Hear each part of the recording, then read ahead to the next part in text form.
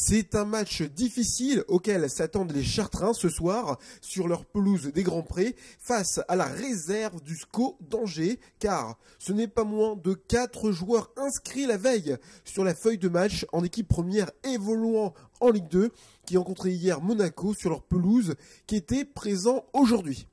Ce soir, les joueurs de Manuel Ambrose devront faire preuve d'un grand sérieux s'ils souhaitent s'imposer face à une équipe qui, dit-on déjà, serait favori à la montée.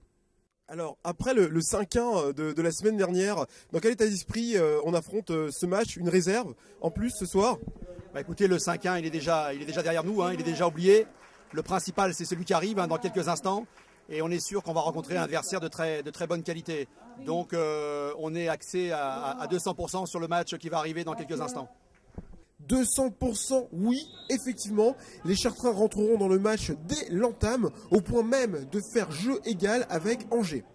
C'est d'ailleurs les Chartrains qui ouvriront le score avec Omar Kanté suite à ce coup de pied arrêté, avec ce ballon mal dégagé par la défense angevine. 21 minutes, c'est le temps qu'il aura fallu aux Chartrains pour inscrire le premier but. Les deux équipes se sépareront sur ce score à la mi-temps. Alors 1-0 à la fin de cette première mi-temps.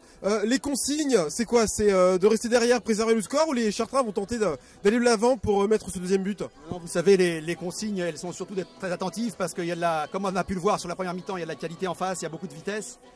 Donc essayez de canaliser, de maîtriser cette vitesse, ça sera l'objectif numéro 1.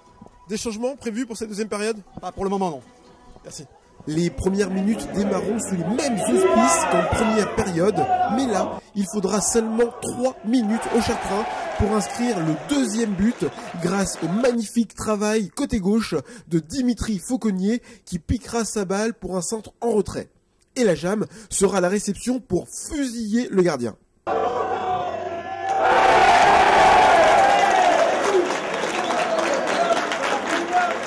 À partir de là, le match fut moins intéressant. Les joueurs de Laurent Viot baissèrent le rythme qu'ils avaient su imposer en première mi-temps. Il n'en fallait pas plus pour laisser certainement le nouveau canonnier de cette équipe chartraine, Omar Kanté, inscrivant là un nouveau doublé et donc le troisième but dans cette partie. Le score en restera là jusqu'à la fin du match. Alors, ce soir forcément un président satisfait. Est-ce qu'on peut dire que Pierre-Yves David est oublié aujourd'hui? Je ne parlerai pas comme ça. Pierre-Yves David a mis les fondations dans le club. Manu Abreu est en train effectivement de construire une équipe solidaire. Et d'ailleurs, si on a gagné ce soir, je pense que c'est un match référence. Parce que je leur ai dit dans le vestiaire d'ailleurs qu'ils avaient gagné en équipe contre une grosse équipe. Parce que Angers était une grosse équipe avec beaucoup de pros qui étaient venus.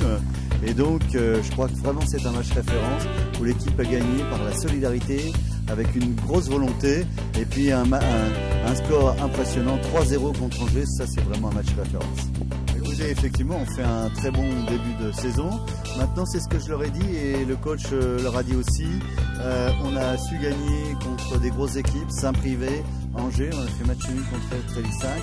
Maintenant, il faut aussi engranger les points contre des équipes supposées plus faibles. Donc, il faut les maintenir en veille de façon à ce que ce bon départ ne soit pas gagé par le reste. Merci. Alors, le coach forcément heureux, que de réussite, 3 buts ce soir, 5 buts la semaine dernière. C'est un travail particulier à l'entraînement ou c'est une réussite qui vous étonne vous-même?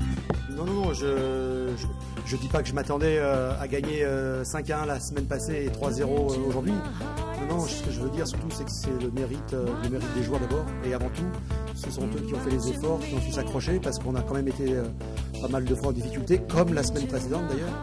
Mais ce groupe a une force de caractère très intéressante et c'est surtout ça qu'il va falloir conserver.